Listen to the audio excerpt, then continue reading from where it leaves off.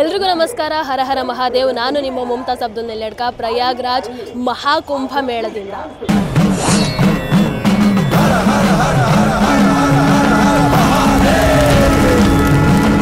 ಹರ ಹರ ಮಹಾದೇವ್. ಇವತ್ತು ನಾನು ಸನಾತನ ಸಂಸ್ಥೆಯಲ್ಲಿದ್ದೀನಿ. ಇದು ಸೆಕ್ಟರ್ 19ರಲ್ಲಿದೆ. ನೀವು ಕರ್ನಾಟಕದಿಂದ ಯಾರೇ ಬಂದರೂ ಕೂಡ ದಯವಿಟ್ಟು ಒಂದು ಬಾರಿ ಇಲ್ಲಿ ವಿಸಿಟ್ ಮಾಡಲೇಬೇಕು. ಇಲ್ಲಿ ಏನಿದೆ ಅಂತ ಹೇಳಿದ್ರೆ ಸನಾತನ ಧರ್ಮ, ಸಂಸ್ಕೃತಿ, ಆಚಾರ, ವಿಚಾರ ಇವೆಲ್ಲದರ ಬಗ್ಗೆ ಸಂಪೂರ್ಣ ಮಾಹಿತಿಯನ್ನು ಕೊಟ್ಟಿದ್ದಾರೆ. ಇಲ್ಲಿ ಏನು ಬ್ಯಾನರ್ಗಳ ಮೂಲಕ ಪ್ರದರ್ಶನವನ್ನ ಮಾಡಿದಾರೋ ಅದನ್ನು ಪುಸ್ತಕದ ರೂಪದಲ್ಲಿ ಕೂಡ ನಿಮಗೆ ಕೊಡ್ತಾರೆ. ನಿಮಗೆ ಯಾವ ಭಾಷೆ ಬೇಕು ಆ ಭಾಷೆಯಲ್ಲಿ ನಿಮಗೆ ಲಭ್ಯ ಕೂಡ ಇದೆ. ಕರ್ನಾಟಕದಿಂದ ಬಂದವರಿಗೆ ಕನ್ನಡದಲ್ಲೂ ಕೂಡ ಪುಸ್ತಕ ಲಭ್ಯ ಇದೆ. ಕನ್ನಡಿಗರೇ ಅದನ್ನ ಅಲ್ಲಿ ಕೊಡ್ತಾರೆ. ಅದರ ಬಗ್ಗೆ ನಿಮಗೆ ವಿಚಾರಗಳನ್ನ ತಿಳಿಸುವಂತಹ ಪ್ರಯತ್ನವನ್ನ ಮಾಡ್ತಾರೆ. ಅಂದ್ರೆ ಸನಾತನ ಧರ್ಮದಲ್ಲಿ ನಾವೇನೋ ಒಂದು ಆಚರಣೆಯನ್ನ ಮಾಡ್ತಾ ಇರ್ತೀವಿ, ನಾವೇನೋ ಒಂದು ಪದ್ಧತಿಯನ್ನ ನಾವು ಫಾಲೋ ಮಾಡ್ತಾ ಇರ್ತೀವಿ. ಅದು ಸರಿನಾ ತಪ್ಪ ನಾವು ಅನ್ಕೊಂಡಿರ್ತೀವಿ, ನಾವ್ ಏನ್ ಮಾಡ್ತಾ ಇದೀವಿ ಅದು ಸರಿ, ಇದೇ ಕರೆಕ್ಟ್ ಅಂತ. ಆದ್ರೆ ಇಲ್ಲಿಗೆ ಬಂದಾಗ ಇವ್ರು ಹೇಳ್ತಾರೆ ಶಾಸ್ತ್ರದ ಪ್ರಕಾರ ಇದು ಸರಿನಾ, ಶಾಸ್ತ್ರದ ಪ್ರಕಾರ ಇದು ತಪ್ಪು, ಇದು ಸರಿ, ಇವೆಲ್ಲವನ್ನ ಬಹಳ ಅದ್ಭುತವಾಗಿ ಇಲ್ಲಿ ತಿಳಿಸುವಂತಹ ಪ್ರಯತ್ನವನ್ನ ಮಾಡ್ತಾ ಇದ್ದಾರೆ. ಹಾಗಾಗಿ ನೀವು ಮಹಾಕುಂಭ ಮೇಳಕ್ಕೆ ಬಂದ್ರೆ ದಯವಿಟ್ಟು ಸೆಕ್ಟರ್ 19ರಲ್ಲಿರುವಂತಹ ಈ ಸನಾತನ ಸಂಸ್ಥೆಗೆ ನೀವು ಬರಲೇಬೇಕು. ಒಳಗೆ ಬನ್ನಿ, ನಾನು ನಿಮ್ಮನ್ನ ಕರ್ಕೊಂಡು ಹೋಗ್ತೀನಿ, ತೋರಿಸ್ತೀನಿ ಏನೇನಿದೆ, ಹೇಗೆ ಹೇಗೆ ನಿಮಗೆ ಪ್ರದರ್ಶನವನ್ನ ಮಾಡ್ತಾರೆ ಎಲ್ಲವನ್ನ ಕೂಡ ತೋರಿಸ್ತೀನಿ. ಬನ್ನಿ.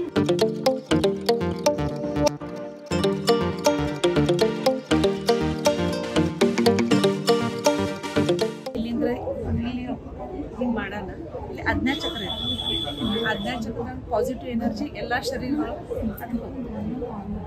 ಇಲ್ಲಿಂದ ಇಲ್ಲಿ ಹೋಗೋಣ. ಇಲ್ಲಿ ಹೃದಯದೊಳಗೂ ಪಾಸಿಟಿವ್ ಎನರ್ಜಿ ಇರ್ತದೆ.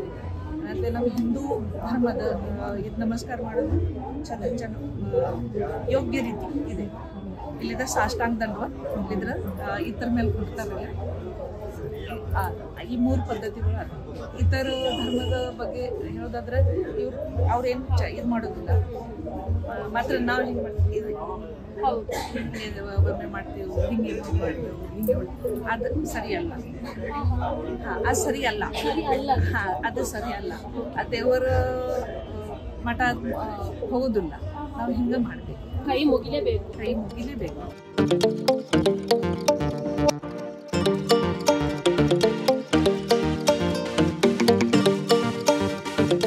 ನಮ್ಗೆ ಅನಿಸ್ತೈತ್ರಿ ನಾವು ಚೆನ್ನಾಗಿದ್ದೇವೆ, ಸುಖದಾಗದೇವಿ.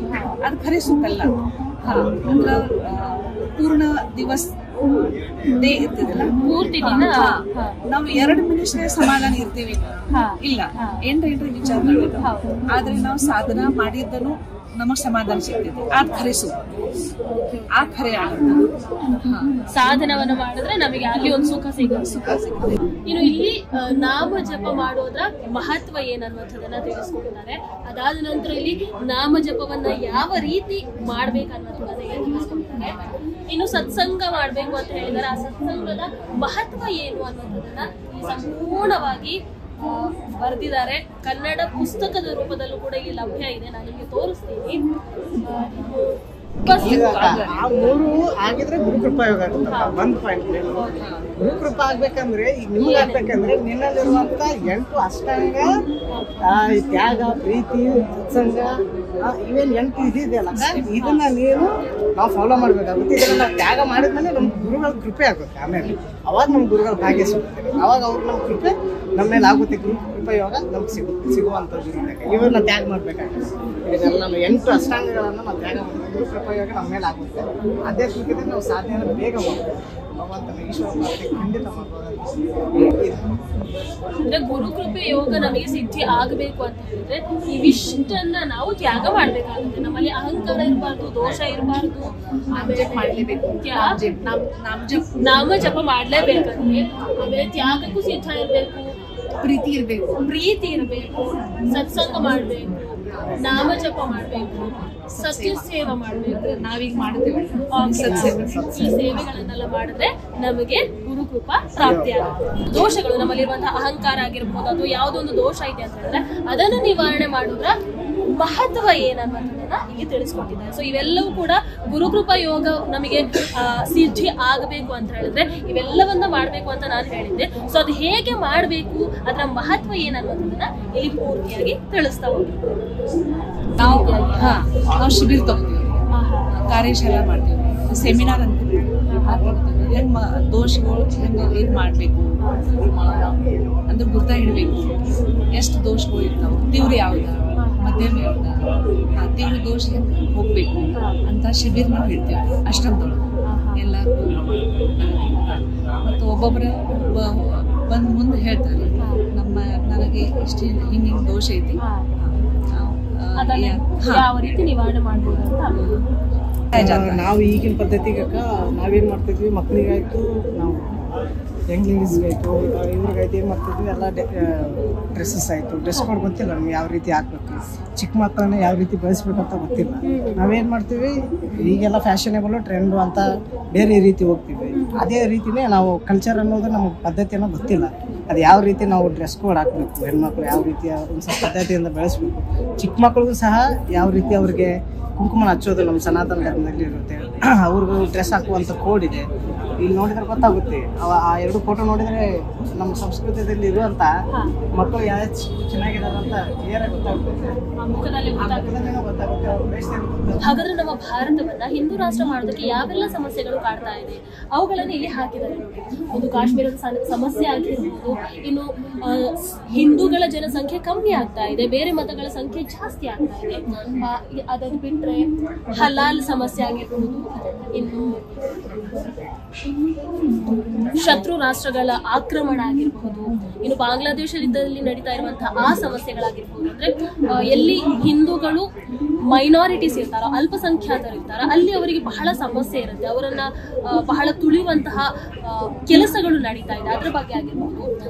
ಇನ್ನು ಕಪ್ಪು ಹಣ ಆಗಿರ್ಬೋದು, ಭ್ರಷ್ಟಾಚಾರ ಆಗಿರ್ಬೋದು, ಸ್ತ್ರೀ ಭ್ರೂಣ ಹತ್ಯೆ ಆಗಿರ್ಬೋದು, ಆತಂಕವಾದ ಆಗಿರ್ಬೋದು, ಅಶ್ಲೀಲತೆ ಆಗಿರ್ಬೋದು, ಇನ್ನು ಸಾಮಾಜಿಕ ಜಾಲತಾಣಗಳ ಮೂಲಕ ಸನಾತನ ಧರ್ಮದ ವಿರುದ್ಧವಾಗಿ ಹರಿಬಿಡ್ತಾ ಇರುವಂತಹ ಒಂದಷ್ಟು ವಿಚಾರಗಳಾಗಿರ್ಬೋದು, ಅದು ಸಿನಿಮಾ ರೂಪದಲ್ಲಿ ಆಗಿರ್ಬೋದು, OTT ಯಲ್ಲಿ ನಿಮಗೆ ಸಿಗುವಂಥದ್ದಾಗಿರ್ಬೋದು, ಯಾವುದೋ ಒಂದು ಮೂಲಕ. ಇನ್ನು ಅದು ಬಿಟ್ರೆ ದಂಗೆಗಳಾಗಿರ್ಬಹುದು, ಮತಾಂತರ ಆಗಿರಬಹುದು, ಲವ್ ಜಿಹಾದ್ ಆಗಿರಬಹುದು, ಗಂಗಾ ಮಲಿನ ಆಗಿರಬಹುದು, ಇನ್ನು ದೇವಸ್ಥಾನಗಳ ನಾಶ ಆಗಿರಬಹುದು, ಇನ್ನು ದೇವರನ್ನ ಅವಹೇಳನ ಮಾಡುವಂಥದ್ದಾಗಿರ್ಬಹುದು, ಅದು ಬಿಟ್ರೆ ವಕ್ಫಿನ ಲ್ಯಾಂಡ್ ಜಿಹಾದ್ ಆಗಿರಬಹುದು. ನಮ್ಮದು ಹಿಂದೂ ರಾಷ್ಟ್ರ ಬೇಕು. ಜಗತ್ತಿನಲ್ಲಿ ಇಸಾಯಿ ರಾಷ್ಟ್ರ 114, ಇಸ್ಲಾಂ 57, ಧರ್ಮ ನಿರಪೇಕ್ಷ 15 ಅದ, ಬೌದ್ಧ 10 ಅದ, ಜೂ ಉನ್ಕಾ ಬಿ ಅವ್ರದ್ದು ಒಂದು ದೇಶ, ಅವ್ರದ್ದು ಒಂದು ದೇಶ ಇದೆ. ಆದ್ರೆ ಹಿಂದೂ ರಾಷ್ಟ್ರ ಅಂತ ಒಂದು ಇಲ್ಲ. ಜೀರೋ ಇದೆ.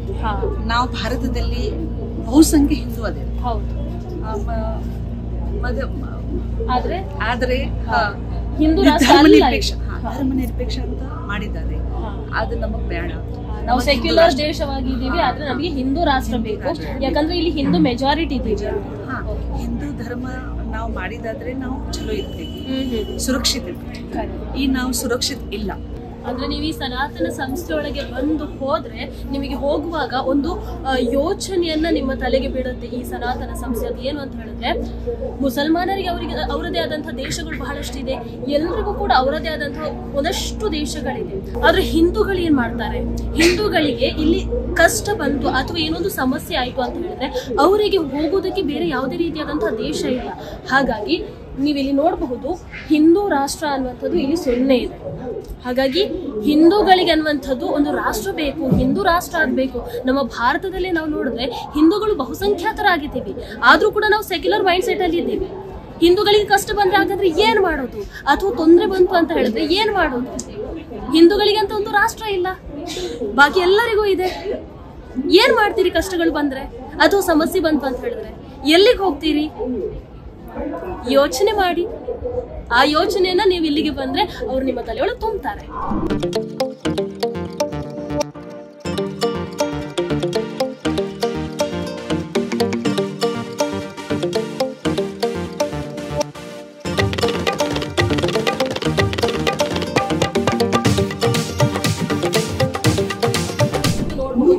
ಕಾರ್ಯಗಳಲ್ಲಿ ಯಾವಾಗಲೂ ಕೂಡ ನಮ್ಮ ಪ್ರಥಮ ಪೂಜೆ ಗಣೇಶನಿಗೆ ಇರುತ್ತೆ. ಯಾಕೆ ಪ್ರಥಮ ಪೂಜೆ ಗಣೇಶನಿಗೆ ಇರುತ್ತೆ ಅನ್ನೋದನ್ನ ಇಲ್ಲಿ ತಿಳಿಸ್ತಾ ಹೋಗ್ತಾರೆ. ಅದಾದ ನಂತರ ಹನುಮಂತನ ಪೂಜೆಯನ್ನ ಯಾಕೆ ಮಾಡ್ತಾರೆ, ಹನುಮಂತ ಉಪಾಸನೆಯನ್ನ ಯಾಕೆ ಮಾಡ್ತಾರೆ ಅನ್ನೋದನ್ನ ತಿಳಿಸ್ತಾರೆ. ಇನ್ನು ನಾವು ಶಿವ ದೇವಾಲಯಕ್ಕೆ ಹೋದಾಗ ಶಿವ ದರ್ಶನವನ್ನ ಯಾವ ರೀತಿ ಮಾಡಬೇಕು ಅನ್ನೋದನ್ನ ಇಲ್ಲಿ ಚಿತ್ರದ ಮೂಲಕ ಕಾಣ್ತಾ ಇರ್ಬೋದು. 2 ಬೆರಳುಗಳನ್ನ ಹೀಗೆ ಇಟ್ಕೊಂಡು ಅದರ ಮಧ್ಯದಲ್ಲಿ ನೀವು ಶಿವಲಿಂಗದ ದರ್ಶನವನ್ನ ಮಾಡಬೇಕು. ಆಗ ನಾವು ಕೂತು ಆ ಒಂದು ಹೈಟ್ಗೆ ಬಂದಾಗ ಆ ಶಿವಲಿಂಗದ ದರ್ಶನ ಆದಾಗ ಅಲ್ಲಿರುವಂತಹ ಆ ಪಾಸಿಟಿವ್ ಎನರ್ಜಿ ಏನಿದೆ ಅದು ಡೈರೆಕ್ಟ್ ಆಗಿ ನಮಗೆ ಸಿಗುತ್ತೆ. ಇನ್ನೊಂದು ಬಿಟ್ರೆ ನಾವು ಶಿವ ದೇವಾಲಯಕ್ಕೆ ಹೋದಾಗ ನಾವು ಅರ್ಧ ಪ್ರದಕ್ಷಿಣೆಯನ್ನ ಯಾಕೆ ಹಾಕ್ತೀವಿ ಅನ್ನೋದನ್ನ ಇಲ್ಲಿ ಬಹಳ ಅದ್ಭುತವಾಗಿ ತೋರಿಸ್ಕೊಂಡಿದ್ದಾರೆ. ಅಲ್ಲಿಂದ ಹೀಗೆ ಹೋಗಿ ಮತ್ತೆ ಅಲ್ಲಿಂದ ವಾಪಸ್ ಬರಬೇಕು, ಪೂರ್ಣ ಪ್ರದಕ್ಷಿಣೆಯನ್ನ ಹಾಕೋದಕ್ಕೆ ಇಲ್ಲ. ಇನ್ನು ರುದ್ರಾಕ್ಷಿಯಲ್ಲಿ ಒರಿಜಿನಲ್ ಯಾವುದು ಡೂಪ್ಲಿಕೇಟ್ ಯಾವುದು ಅನ್ನೋದು ನಿಮಗೆ ಹೇಗೆ ಗೊತ್ತಾಗುತ್ತೆ ಅನ್ನೋದನ್ನ ಇಲ್ಲಿ ತಿಳಿಸಿದ್ದಾರೆ. ಒರಿಜಿನಲ್ ರುದ್ರಾಕ್ಷಿ ಏನಿದೆ ಅದು ನೀರಿನಲ್ಲಿ ಮುಳುಗುತ್ತೆ, ಫೇಕ್ ಏನಿದೆ ಅದು ಮುಳುಗಲ್ಲ. ಇನ್ನು ಒರಿಜಿನಲ್ ರುದ್ರಾಕ್ಷಿ ಏನಿದೆ ಈ ಕೀಟಗಳು ಅದೇನು ಬರಲ್ಲ ಅಥವಾ ಮುತ್ಕೊಳ್ಳಲ್ಲ. ಇನ್ನು ಒರಿಜಿನಲ್ ರುದ್ರಾಕ್ಷಿಯ ಬಣ್ಣ ಏನಿದೆ ಅದು ಕೂಡ ಯಾವತ್ತೂ ಬದಲಾಗಲ್ಲ. ಹಾಗಾಗಿ ನಿಮ್ಮ ಜೊತೆ ರುದ್ರಾಕ್ಷಿ ಇದ್ರೆ ಒಂದು ಬಾರಿ ನೀವು ನೋಡಿ ಅಥವಾ ಪರೀಕ್ಷೆ ಮಾಡಿ ನೋಡಿ. ಇನ್ನು ದೇವರ ಕೋಣೆಯಲ್ಲಿ ಮಧ್ಯದಲ್ಲಿ ಅದರ ಮೊದಲ ಅವಕಾಶದಲ್ಲಿ ಗಣೇಶನಿಗೆ ಇರುತ್ತೆ. ಇನ್ನು ಎಡಗಡೆಯಲ್ಲಿ ಸ್ತ್ರೀ ದೇವತೆಯರು ಇರ್ತಾರೆ, ಇನ್ನು ಬಲಗಡೆಯಲ್ಲಿ ಪುರುಷ ದೇವರು ಇರ್ತಾರೆ. ಅದೇ ರೀತಿಯಾಗಿ ದೇವರ ಕೋಣೆಯಲ್ಲಿ ಇರಬೇಕು ಅನ್ನುವಂಥದ್ದನ್ನ ಇಲ್ಲಿ ಬಹಳ ಅದ್ಭುತವಾಗಿ ಹೇಳಿದ್ದಾರೆ. ಇದು ಶಾಸ್ತ್ರದ ಪ್ರಕಾರ ನೀವು ನೋಡಿದ್ರೆ ಇದೇ ಸರಿಯಾದ ರೀತಿ. ನೀವು ನಿಮ್ಮ ದೇವರ ಕೋಣೆಯಲ್ಲಿ ಯಾವ ರೀತಿ ದೇವರನ್ನ ಜೋಡಣೆ ಮಾಡಿದ್ದೀರ ಅನ್ನುವಂಥದ್ದನ್ನ ದಯವಿಟ್ಟು ನೋಡಿ. ಸರಿ ಇಲ್ಲ ಅಂತ ಹೇಳಿದ್ರೆ ಸರಿ ಮಾಡಿ. ಅದಾದ ನಂತರ ಆರತಿಯನ್ನ ಯಾವ ರೀತಿ ಮಾಡಬೇಕು, ಶಂಖನಾದದ ಮೂಲಕ ಆರಂಭ ಮಾಡಬೇಕು ಅನ್ನುವಂಥದ್ದನ್ನ ಅವೆಲ್ಲವನ್ನ ತಿಳಿಸಿದ್ದಾರೆ. ಹೋಮ ಯಾವ ರೀತಿ ಮಾಡ್ಬೇಕನ್ನುವಂಥದ್ದನ್ನ ತಿಳಿಸಿದ್ದಾರೆ. ಅದಾದ ನಂತರ ನೀವು ದೇವಸ್ಥಾನಕ್ಕೆ ಹೋದ್ರೆ ಚಪ್ಪಲಿಯನ್ನ ಯಾಕೆ ಬಿಟ್ಟು ಒಳಗೆ ದೇವಸ್ಥಾನದ ಒಳಗೆ ಹೋಗಬೇಕನ್ನೋದನ್ನ ಇಲ್ಲಿ ತಿಳಿಸ್ಕೊಟ್ಟಿದ್ದಾರೆ. ಅದು ಬಿಟ್ರೆ ನೀವು ದೇವರ ದರ್ಶನವನ್ನ ಮಾಡೋದಕ್ಕೂ ಮೊದಲು ಅಂದ್ರೆ ಚಪ್ಪಲಿಯನ್ನ ಬಿಟ್ಟು ದೇವಾಲಯದ ಒಳಗೆ ಹೋದ ಮೇಲೆ ದೇವರ ದರ್ಶನವನ್ನ ಮಾಡೋದಕ್ಕೂ ಮೊದಲು ಏನನ್ನ ಮಾಡಬೇಕು ಅದನ್ನ ಇಲ್ಲಿ ತಿಳಿಸ್ಕೊಡ್ತಾರೆ. ಅದಾದ ನಂತರ ದೇವರ ದರ್ಶನವನ್ನ ಯಾವ ರೀತಿ ಮಾಡಬೇಕು. ನೀವೀಗ ಶಿವ ದೇವಾಲಯಕ್ಕೆ ಹೋದ್ರೆ ಶಿವನ ನಂದಿಯ ಪಕ್ಕದಲ್ಲೇ ನಿಂತು ದೇವರ ದರ್ಶನವನ್ನ ಮಾಡಬೇಕು ಅನ್ನೋದನ್ನ ಇನ್ನು ಸಾಷ್ಟಾಂಗ ನಮಸ್ಕಾರ ಮಾಡಬೇಕು. ಯಾವ ರೀತಿ ಸಾಷ್ಟಾಂಗ ನಮಸ್ಕಾರವನ್ನ ಮಾಡಬೇಕು. ನಾವು ಹೆಚ್ಚಾಗಿ ನಮಗೊಂದು ಅಭ್ಯಾಸ ಇದೆ, ನಾವು ಹೀಗೆ ಮಾಡ್ತೀವಿ, ಆ ರೀತಿ ಮಾಡಬಾರ್ದು. ನಾವು ದೇವರ ದರ್ಶನವನ್ನ ಪಡೆಯುವಾಗ ಒಂದು ಸಾಷ್ಟಾಂಗ ನಮಸ್ಕಾರವನ್ನ ಮಾಡಬೇಕು. ಅದು ಸಾಧ್ಯ ಇಲ್ಲ ಅಂತ ಹೇಳಿದ್ರೆ 2 ಕೈಯನ್ನ ಮುಗಿದು ನಾವು ನಮಸ್ಕಾರವನ್ನ ಮಾಡಬೇಕು. ಯಾವ ರೀತಿ ನಮಸ್ಕಾರವನ್ನ ಮಾಡ್ಬೇಕನ್ನುವಂಥದ್ದನ್ನ ಇಲ್ಲಿ ಅವರು ತಿಳಿಸ್ಕೊಟ್ಟಿದ್ದಾರೆ. ನೀವು ನೋಡಬಹುದು ಅವ್ರು ಏನು ಹೇಳಿದ್ದಾರೆ, ಅವರ ಮಾತುಗಳಲ್ಲೇ ಒಂದು ಬಾರಿ ಕೇಳಿ. देवता को हाथ जोड़कर नमस्कार करें, इसकी हम अध्यात्म शास्त्र समझ के लेंगे। जब हम ऐसे इस प्रकार से नमस्कार करते हैं और आज्ञा चक्र पे लगाते हैं तो ये जो अंगुलियां है ना, 5 उंगलियां 5 तत्व से संबंधित है। जैसे कनिष्ठिका पृथ्वी तत्व से, और ये जो अनामिका है ये जल तत्व यानी आप तत्व से संबंधित है, और जो मध्यमा है ये तेज तत्व से संबंधित है, और जो तर्जनी है ये वायु तत्व से संबंधित है, और जो हमारा अंगूठा का अग्रभाग है ये ना आकाश तत्व से संबंधित है। तो जब हम इस प्रकार से करते हैं ब्रह्मांड में जो पंच तत्व है तो हमें पंच तत्व से इसके माध्यम से ग्रहण होता है, और आज्ञा चक्र के माध्यम से पूरे शरीर को मिलता है। और यहाँ अनाहत चक्र को भी लगाते हैं ना, तो इसके भी माध्यम से मिलता है। सर्वप्रथम हम ऐसे आज्ञा चक्र को लगाएंगे, फिर अनाहत चक्र को ऐसे लगाएंगे। तो ये हो गया देवता को हाथ जोड़कर नमस्कार करने की पद्धति। ಜೊತೆ ಈ ಸನಾತನ ಸಂಸ್ಥೆಯ ಪ್ರಾಯೋಜಕರಾದಂತಹ ಇದರ ಸಂಪೂರ್ಣವಾಗಿ ಆಯೋಜನೆ ಮಾಡಿದಂತಹ ರಾಷ್ಟ್ರೀಯ ಪ್ರಮುಖರಾದಂತಹ ಚೇತನ್ ಅವರಿದ್ದಾರೆ. ಅವರ ಜೊತೆನೆ ಕೇಳೋಣ ಈ ಒಂದು ಸನಾತನ ಸಂಸ್ಥೆ ಮಾಡಿರುವಂತಹ ಉದ್ದೇಶ ಏನು, ಇದರ ಹಿಂದಿರುವಂತಹ ಉದ್ದೇಶ ಏನು ಅನ್ನೋದನ್ನ. जी नमस्कार महादेव, सनातन संस्था आयोजन किया है, उसका उद्देश्य क्या है? देखिए, ये सनातन संस्था का जो हमने एग्जीबिशन लगाया है सनातन धर्म शिक्षा प्रदर्शनी, उसका उद्देश्य है कि कुंभ मेले में करोड़ों की संख्या में जनसंख्या आती है, श्रद्धालु जन आते हैं, और गंगा जी का स्नान करना तो वास्तव में एक विधा है, परंतु लोगों को धर्म शिक्षा का ज्ञान नहीं है, क्योंकि हमारे यहाँ स्कूल और कॉलेजेस में धार्मिक शिक्षा नहीं दी जाती है। तो हमने सोचा कि लोगों को सरल भाषा में यदि हम धर्म की शिक्षा देंगे, यानी हमारा धर्ममय जीवन कैसे होना चाहिए, गंगा जी का स्नान कैसे करें, शिव जी को बिल्व पत्र चढ़ाते हैं तो क्यों चढ़ाते हैं, what is the science behind it, तो लोगों को ये विज्ञान पता चलेगा तो वो लोग श्रद्धा से उसका आचरण करेंगे, श्रद्धा से गंगा जी का स्नान करेंगे, श्रद्धा से शिव जी को बिल्व पत्र चढ़ाएंगे और उनको पूर्ण रूप में आध्यात्मिक लाभ होगा। और यही भाव रखकर हमने ये सरल सहज भाषा में, सुलभ भाषा में ये प्रदर्शनी बनाई है। उसका उद्देश्य यही है कि लोगों को धर्म शिक्षा देना। जी, इस महाकुंभ मेले के बारे में आप क्या कहना चाहते हैं? जी देखिए, ये जो महाकुंभ है ये 144 वर्ष के उपरांत आया हुआ एक पर्व है। ये भारत का या संसार का सबसे बड़ा पर्व है, क्योंकि विश्व में जितने सारे पर्व होते हैं उसमें कुंभ मेला सबसे बड़ा पर्व माना जाता है, सबसे बड़ी धार्मिक यात्रा मानी जाती है।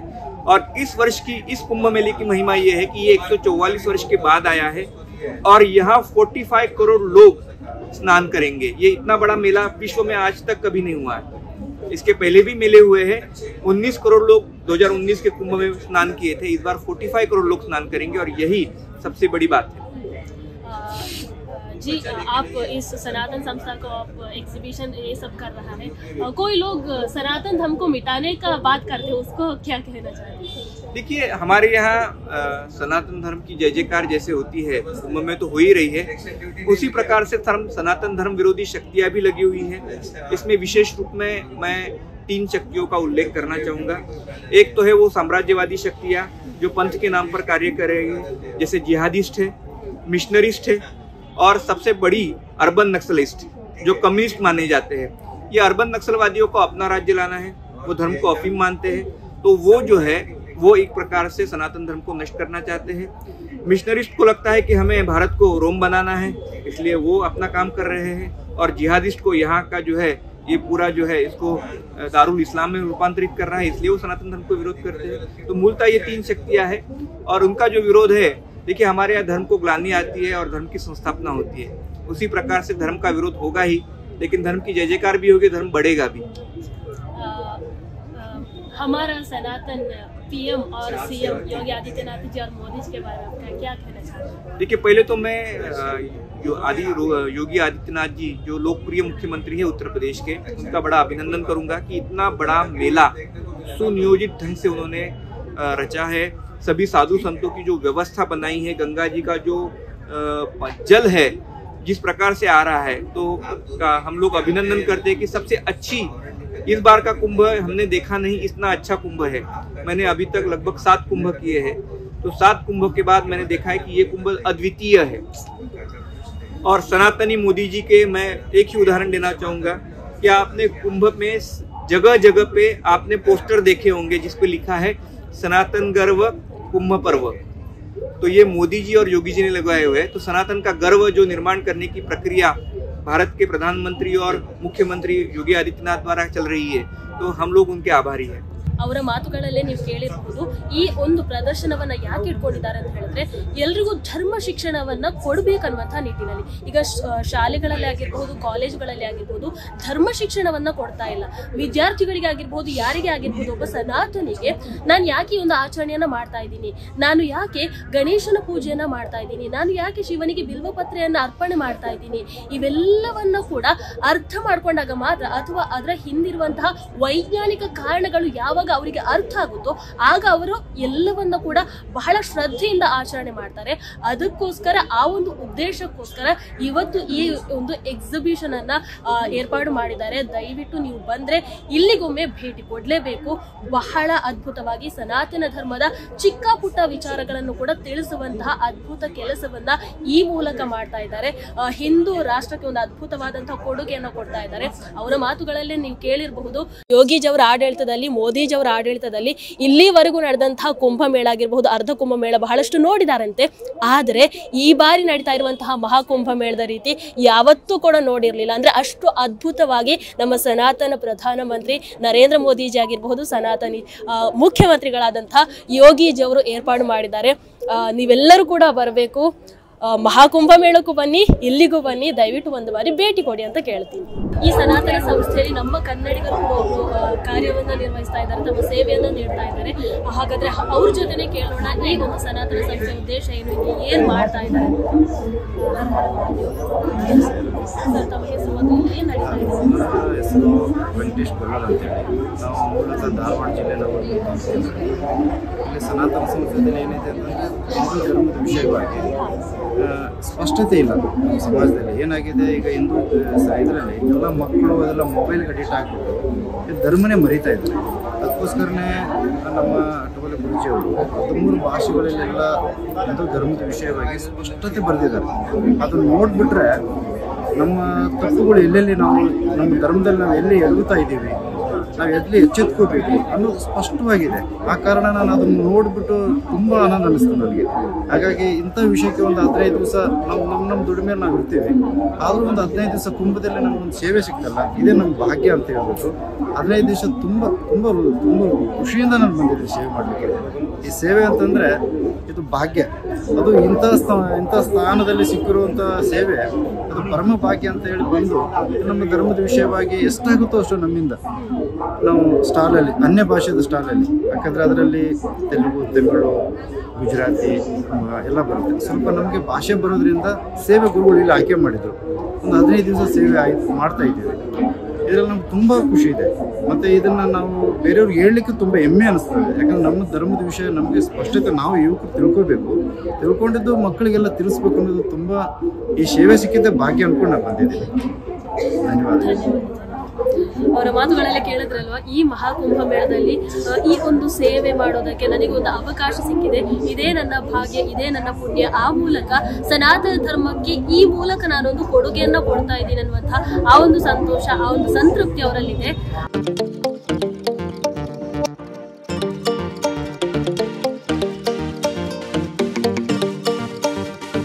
ಹಾಗಾಗಿ ನೋಡಿದ್ರಲ್ವಾ ಸನಾತನ ಸಂಸ್ಥೆ ಒಳಗೆ ಏನಿದೆ ಅನ್ನುವಂಥದ್ದು. ಇವರ ಮುಖ್ಯ 3 ಉದ್ದೇಶಗಳಿವೆ ಈ ಸನಾತನ ಸಂಸ್ಥೆಯದು. ಒಂದು, ಹಿಂದೂ ರಾಷ್ಟ್ರ ನಿರ್ಮಾಣ ಮಾಡ್ಬೇಕನ್ನುವಂಥದ್ದು. ಯಾಕೆ ಹಿಂದೂ ರಾಷ್ಟ್ರ ನಿರ್ಮಾಣ ಮಾಡಬೇಕು ಅಂತ ಹೇಳಿದ್ರೆ, ಇವತ್ತು ಮುಸಲ್ಮಾನರಿಗೆ ಅವರದೇ ಆದಂತ ಒಂದಷ್ಟು ದೇಶಗಳಿವೆ, ಕ್ರಿಶ್ಚಿಯನರಿಗೆ ಅವರದೇ ಆದಂತ ಒಂದಷ್ಟು ದೇಶಗಳಿವೆ. ಆದ್ರೆ ಹಿಂದೂಗಳಿಗೆ ಇರುವಂತಹ ದೇಶ ಯಾವುದು ಅಂತ ಕೇಳಿದ್ರೆ, ಒಂದು ಹಿಂದೂ ರಾಷ್ಟ್ರ ಇದೆಯಾ ಅಂತ ನೋಡಿದ್ರೆ ಒಂದೇ ಒಂದು ಹಿಂದೂ ರಾಷ್ಟ್ರ ಇಲ್ಲ. ಹಾಗಾಗಿ ಹಿಂದೂಗಳಿಗೆ ಸಮಸ್ಯೆ ಅಂತ ಬಂದಾಗ, ತೊಂದರೆ ಅಂತ ಬಂದಾಗ ಹಿಂದೂಗಳು ಎಲ್ಲಿಗೆ ಹೋಗ್ಬೇಕು? ಹಿಂದೂ ರಾಷ್ಟ್ರ ನಿರ್ಮಾಣ ಆಗಬೇಕು ಅಂತ ಹೇಳಿದ್ರೆ ಏನು ಮಾಡಬೇಕು? ಬಹಳಷ್ಟು ಸಮಸ್ಯೆಗಳಿವೆ ಇವತ್ತು ಹಿಂದೂ ರಾಷ್ಟ್ರ ನಿರ್ಮಾಣ ಮಾಡೋದಕ್ಕೆ. ಹಾಗಾದ್ರೆ ಅವೆಲ್ಲವನ್ನ ನಿವಾರಿಸ್ಕೊಂಡು ಒಂದು ಹಿಂದೂ ರಾಷ್ಟ್ರ ನಿರ್ಮಾಣ ಮಾಡಬೇಕು ಅಂತ ಹೇಳಿದ್ರೆ ನಾವು ಏನೆಲ್ಲ ಮಾಡಬೇಕು, ಅದಕ್ಕೆ ಹಿಂದೂಗಳು ಯಾವೆಲ್ಲ ರೀತಿಯಾಗಿ ಒಗ್ಗಟ್ಟಾಗಬೇಕು, ಇದು ಯೋಚನೆ ಮಾಡಬೇಕಾಗಿರುವಂತಹ ವಿಚಾರ. ನೀವು ಯೋಚನೆ ಮಾಡೋ ಹಾಗೆ ಈ ಸನಾತನ ಸಂಸ್ಥೆ ನೀವು ಇದರ ಒಳಗೆ ಬಂದ್ರೆ ಮಾಡತ್ತೆ. ಯೋಚನೆ ಮಾಡ್ತೀರಾ ಅಲ್ವಾ? ಎಸ್. ಇನ್ನು ಎರಡನೇ ಉದ್ದೇಶ ಏನು ಅಂತ ಹೇಳಿದ್ರೆ, ನಾನು ಹಿಂದೂ ಅಂತ ನಾವು ಹೇಳ್ಕೊಳ್ತೀವಿ, ನಾವು ಶಾಲನ್ನು ಹಾಕೊಳ್ತೀವಿ ಅಥವಾ ಹಣೆಗೆ ತಿಲಕವನ್ನ ಇಡ್ಕೊಳ್ತೀವಿ, ನಾವು ಹಿಂದೂ ಅಂತ ಹೇಳ್ತೀವಿ. ಆದರೆ ಆಚರಣೆಯ ಮೂಲಕ ನಾವು ಎಷ್ಟರ ಮಟ್ಟಿಗೆ ಹಿಂದೂ ಆಗಿದ್ದೀವಿ, ನಾವು ಸನಾತನ ಧರ್ಮದ ಬಗ್ಗೆ ಎಷ್ಟು ತಿಳ್ಕೊಂಡಿದ್ದೀವಿ, ಹಿಂದೂ ಧರ್ಮ ಅಂದ್ರೆ ಏನು, ಸನಾತನ ಧರ್ಮದ ಆಚಾರ ವಿಚಾರ ಇವುಗಳ ಬಗ್ಗೆ ನಾವು ಎಷ್ಟು ತಿಳ್ಕೊಂಡಿದ್ದೀವಿ, ಅದರ ಹಿಂದಿರುವಂತಹ ವೈಜ್ಞಾನಿಕ ಹಿನ್ನೆಲೆಯನ್ನ ನಾವು ಎಷ್ಟು ತಿಳ್ಕೊಂಡಿದ್ದೀವಿ, ನಾವು ಏನು ಆಚರಣೆ ಮಾಡ್ತಾ ಇದ್ದೀವೋ ಅದು ಸರಿಯಾಗಿದೆಯಾ, ಶಾಸ್ತ್ರಗಳ ಪ್ರಕಾರವಾಗಿ ಅದು ಸರಿ ಇದೆಯಾ, ಇವೆಲ್ಲವನ್ನ ನೀವು ತಿಳ್ಕೊಳ್ಬೇಕು ಅಂತ ಹೇಳಿದ್ರೆ ಈ ಸನಾತನ ಸಂಸ್ಥೆಗೆ ನೀವು ಬರಬೇಕು. ಹಾಗಾಗಿ ಕೇವಲ ಹೆಸರಿಗೆ ಮಾತ್ರ ಹಿಂದೂ ಅಂತ ಅಲ್ಲ, ಪ್ರತಿ ಆಚಾರ ವಿಚಾರದಲ್ಲೂ ಕೂಡ ನಾವು ಹಿಂದೂ ಆಗಿರಬೇಕು. ಆ ಮೂಲಕ ಹಿಂದೂ ರಾಷ್ಟ್ರ ನಿರ್ಮಾಣಕ್ಕೆ ನಾವು ಒಂದು ಅದ್ಭುತವಾದಂತಹ ಕೊಡುಗೆಯನ್ನ ಕೊಡಬೇಕನ್ನುವಂಥದ್ದನ್ನ ಇಲ್ಲಿಗೆ ನೀವು ಬಂದ್ರೆ ಗೊತ್ತಾಗತ್ತೆ. ಇನ್ನು ಮೂರನೇದು, ನಮ್ಮ ಜೀವನದ ಮೂಲ ಉದ್ದೇಶ ಮೋಕ್ಷ ಪ್ರಾಪ್ತಿ. ಅದಕ್ಕಾಗಿ ಸಾಧನವನ್ನ ಮಾಡಬೇಕು ಅನ್ನುವಂಥದ್ದು. ನಮ್ಮ ಬಳಿ ಇವತ್ತು ಹಣ ಇರಬಹುದು, ಅಂತಸ್ತು ಇರಬಹುದು, ನಾವು ಯಾವುದೋ ಒಂದು ದೊಡ್ಡ ನೌಕರಿಯಲ್ಲೇ ಇರಬಹುದು, ಆದ್ರೆ ಅವೆಲ್ಲವೂ ಕೂಡ ಕ್ಷಣಿಕ. ಹೌದಲ್ವೋ? ಎಸ್. ನಮಗೆ ನಮ್ಮ ಜೀವನದ ಮೂಲ ಉದ್ದೇಶ ಏನು ಅಂತ ಹೇಳಿದ್ರೆ ಮೋಕ್ಷ ಪ್ರಾಪ್ತಿ. ಆ ಮೋಕ್ಷ ಪ್ರಾಪ್ತಿ ಆಗೋದಕ್ಕೆ ಏನು ಮಾಡಬೇಕು? ನಾವು ಸಾಧನೆಯನ್ನ ಮಾಡಬೇಕು. ಸಾಧನೆಯಿಂದ ಸಿಗುವಂತಹ ಆ ಖುಷಿ ಆಗಿರಬಹುದು, ಆ ನೆಮ್ಮದಿ ಏನಿರಬಹುದು, ಅದು ಕೊನೆ ತನಕ ಇರುತ್ತೆ. ಆದ್ರೆ ನಮಗೆ ಈಗ ಇರುವಂತಹ ಈ ಮೆಟೀರಿಯಲಿಸ್ಟಿಕ್ ಖುಷಿ ಏನಿದೆ, ಈ ಹಣದಿಂದ ಸಿಗುವಂತಹ ಖುಷಿ ಆಗಿರಬಹುದು ಅಥವಾ ಈ ಮೊಬೈಲಿಂದ ಸಿಗುವಂತಹ ಖುಷಿ ಆಗಿರಬಹುದು, ಇವೆಲ್ಲವೂ ಕೂಡ ಕ್ಷಣಿಕ. ನಮಗೆ ಕೊನೆಯವರೆಗೂ ಸಿಗುವಂತಹ ಖುಷಿ ಅಂತ ಹೇಳಿದ್ರೆ ಅದು ಕೇವಲ ಸಾಧನೆಯ ಮೂಲಕ ಮಾತ್ರ ಪ್ರಾಪ್ತಿಯಾಗುವಂಥದ್ದು. ಆ ಸಾಧನೆಯನ್ನ ಮಾಡೋ ಮೂಲಕ ಅದು ನಮಗೆ ಮೋಕ್ಷ ಪ್ರಾಪ್ತಿಯ ಹಾದಿಯನ್ನ ತೋರಿಸುತ್ತೆ. ಹಾಗಾಗಿ ನಮ್ಮ ಜೀವನದ ಮೂಲ ಉದ್ದೇಶ ಮೋಕ್ಷ ಪ್ರಾಪ್ತಿಗೆ ಈ ಸಾಧನೆ ಕೂಡ ಬಹಳ ಅವಶ್ಯಕ ಅನ್ನುವಂಥದ್ದನ್ನ ನಿಮಗೆ ಈ ಸನಾತನ ಸಂಸ್ಥೆ ತಿಳಿಸ್ಕೊಡುತ್ತೆ. ಇದು ಈ ಸನಾತನ ಸಂಸ್ಥೆಯಲ್ಲಿ ಇರುವಂಥದ್ದು. ಹಾಗಾಗಿ ನೀವು ಮಹಾಕುಂಭ ಮೇಳಕ್ಕೆ ಬಂದರೆ ಒಬ್ಬ ಹಿಂದೂವಾಗಿ ನೀವು ಇಲ್ಲಿಗೆ ಭೇಟಿಯನ್ನ ಕೊಡಲೇಬೇಕು. ಇಲ್ಲಿರುವಂತಹ ವಿಚಾರಗಳನ್ನು ನೀವು ತಿಳ್ಕೊಳ್ಳೇಬೇಕು. ನೀವೇನು ಆಚರಣೆ ಮಾಡ್ತಾ ಇದ್ದೀರೋ ಒಬ್ಬ ಹಿಂದೂವಾಗಿ ಅದು ಸರಿ ಇದೆಯಾ, ಶಾಸ್ತ್ರಗಳ ಪ್ರಕಾರ ಸರಿ ಇದೆಯಾ, ಇವೆಲ್ಲವನ್ನ ಕೂಡ ಇಲ್ಲಿಗೆ ಬಂದರೆ ನಿಮಗೆ ಬಹಳ ಚೆನ್ನಾಗಿ ಅರ್ಥ ಮಾಡಿಸ್ತಾರೆ. ಹಾಗಾಗಿ ಬನ್ನಿ, ಮಹಾಕುಂಭ ಮೇಳಕ್ಕೆ ಬನ್ನಿ, ಈ ಸನಾತನ ಸಂಸ್ಥೆಗೂ ಕೂಡ ಒಂದು ಬಾರಿ ಭೇಟಿಯನ್ನು ಕೊಡಿ ಅಂತ ಕೇಳ್ತೀನಿ. ಹರ ಹರ ಮಹಾದೇವ. ಟಿವಿ ವಿಕ್ರಮ, ದೇಶ ನಿಮ್ಮ ಕೈಯಲ್ಲಿ. ಈ ಕಾರ್ಯಕ್ರಮ ನಿಮಗೆ ಇಷ್ಟ ಆಗಿದ್ದಲ್ಲಿ ಲೈಕ್, ಶೇರ್ ಹಾಗೂ ಕಮೆಂಟ್ ಮಾಡಿ. ಟಿವಿ ವಿಕ್ರಮದ ಕಾರ್ಯಕ್ರಮಗಳನ್ನು ನಿರಂತರವಾಗಿ ವೀಕ್ಷಿಸಲು ಸಬ್ಸ್ಕ್ರೈಬ್ ಮಾಡಿ, ಬೆಲ್ ಐಕನ್ ಒತ್ತಿ.